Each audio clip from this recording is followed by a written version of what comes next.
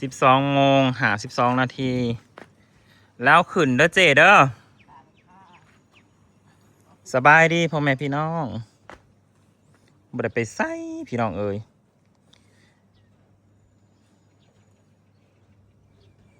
แม่สิโป๊ดเลยบ่แม่สอลายแม่โป๊ดเลยพี่น้องเมื่อนี้ก็มาพบพ่อกับสองสาวดาวดับพี่น้องเอ้ยถ่ายคลิปนั้นได้กับบ่มีไผเบิ่งโดยเฉพาะสาวนี่ที่เคยโด่งดังนะฮะแม่แม่ไปใส่นอจ้าฮะไปก็กับมีดโดยเฉพาะนี่นางนี่พี่น้องเอ้ยที่เคยโด่งดังเสี่ยวเวียเปียหกประตาโด่งดังแบบอยากสั่มกันกับเจอมราพูดแหละแบบถ่ายคลิปยังคนกับเบิ่งฮะดิถ่ายคลิปยังคนกับเบิ่งแบบเจอมราอันบริเต้นบ่เลยว่ะหายเนี่ยซอนเต้นสายมุนบัด มันปังบอกเลยว่ามันมีหมูเต้นว่ะดาวนี่ก็คือดาวดวงใหม่พี่น้องเอ้ยพอมาเอาผัวเด็กน้อยเลยกลายเป็นดาวดวงใหม่แบบไพ่ๆก็ใส่ใจแบบเขามาคอมเมนต์ด่าฮะเด้ที่บ่เบิ่งสังขารเอาผัวเด็กน้อยบ่เบิ่งสังขารเจ้าของคนเบิ่งก็เขามาคอมเมนต์ด่ากระจุยกระจายว่าพูดได้ครับไม่เป็นไรเขาบอกว่าไม่เป็นอะไรไผไม่ป้อนเขาค่าบ่พอเสมอนี่เพราะว่าถ่ายคลิปก็ห้องบ่เบิ่งซ้ำเขาบ่แลตามองกูเคยปล่อยกูบ่มาปล่อยกูเคยด่ากูบ่มาด่าว่า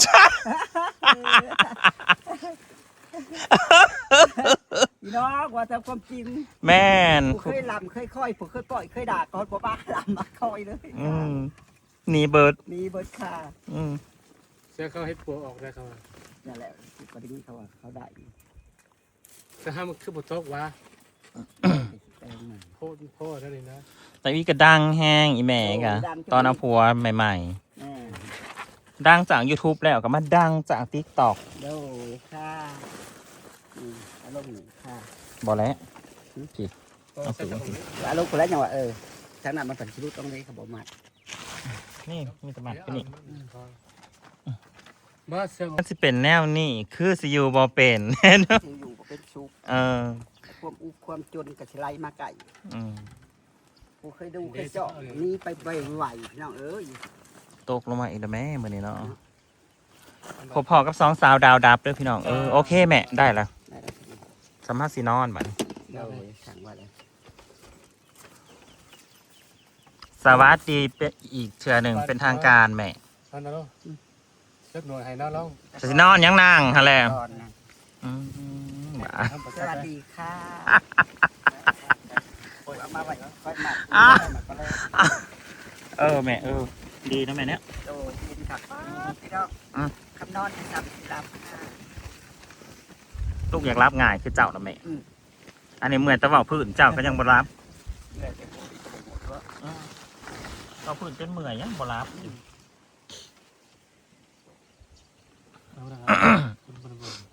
มือ15มือ13แท้บ่แท้ได้ไปสืบมาแล้วมันยังไปสืบไปทอนหนวดแต่พี่น้องบ่แม่นอะไรทอนหนวดพี่น้องผู้หญิงมีหนวดค่ะ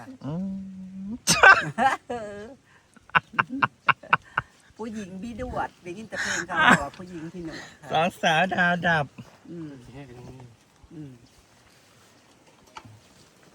ทำไมเตี้ยสุดแซ่บ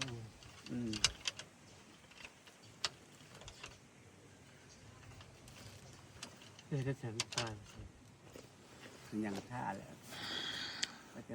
สิเบิ่งกระเบิ่งสิลำกระลำค่อยเด้อยังตกโต๊ะลอยต่อยต่ำสิลำก็สิแย่งก็แย่งด้วยตอนนี้เด้อเดี๋ยวตั้งเท้าแต่เราบ่มีลมหายใจแย่งบ่ได้แม่ความอีแม่โดยนี่ได้ไปปลาบ่มีลมหายใจสิมาแย่งก็บ่ได้เด้อพี่น้องแม่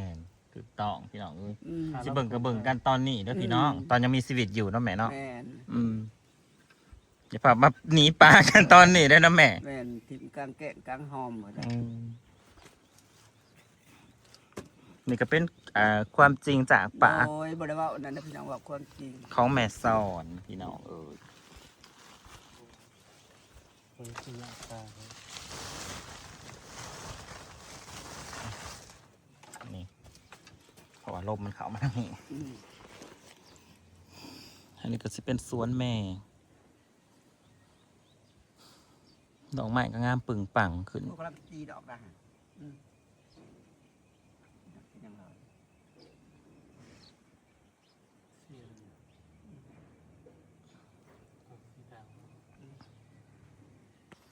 ตู้ ส่วนสาวจอยถ่ายได้กับบ่มีไฟเบิ่ง อืม อีนี่ดาวดับขากดับแน่อีนี่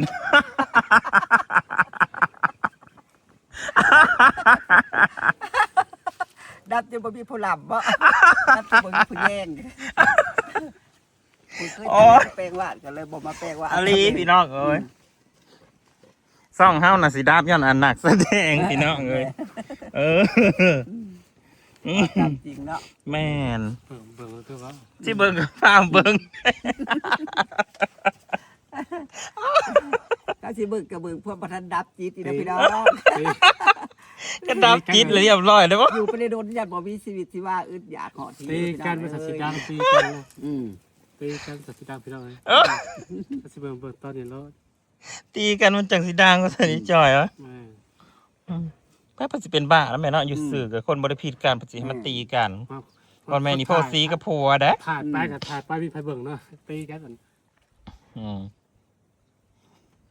ดับขากดับเหนโอ้ยพี่น้องเอ้ย FC แต่ละคน FC เมซอย FC อีจอยพี่น้อง ไปเบิดเจ็บ ว่า ปาก หักกระชิบปลาขับปลากระดงปลา เจ็บปากกับปลีทั้งหลายพี่น้อง อย่า ว่าผู้ทางใต้ก็บ่จ้าโง่ผู้ทางเหนือก็ฮอดบ่เว้า สิขับปลากระดงกับพี่น้องไปหาดิจะปลาหมดแล้ว อย่าให้สองสาวดาวดับได้ ไม่ได้ซ้อนกับสาวจอยผ่านมาโศกเสาหาแนวกินฮอดบ่มี บอกว่ามีนิสัยกับโมมี่วะ เออคือทิ้งพันแนวพี่น้อง เออเบิดมือก็บ่ได้ถ่ายขีบเฮาก็ได้พอเลยพี่น้องเอ้ย ถ้ามีแต่อยากไปหันไปหนีอยากไปใกล้ ให้มันสวัสดิ์เวินเนาะ ๆบอกจะค่อยจะเบิกขบวนกันแล้วสองคนเขาจะบ่มากเรื่องเงียบๆเขาจะต้องการมีประเด็น สิ่งใดที่มีประเด็นเขาจะเบิ่งเสมอ มา เนี่ย ซาพุซีเนี่ยขึ้นแบบเบิกใช่ปะ เนาะตีกันว่า ตีคือโพชีกับใครได้ตีได้เงินบ่ตีว่ากันเงิน จะพัชตีมันเจ็บสื่อ เจ็บซื่อ ๆแถมเขาสมน้ำหนัก แล้ว เพ มา ราะ นำบริตีเจ็บแล้วหาเงินไปห้องหมอ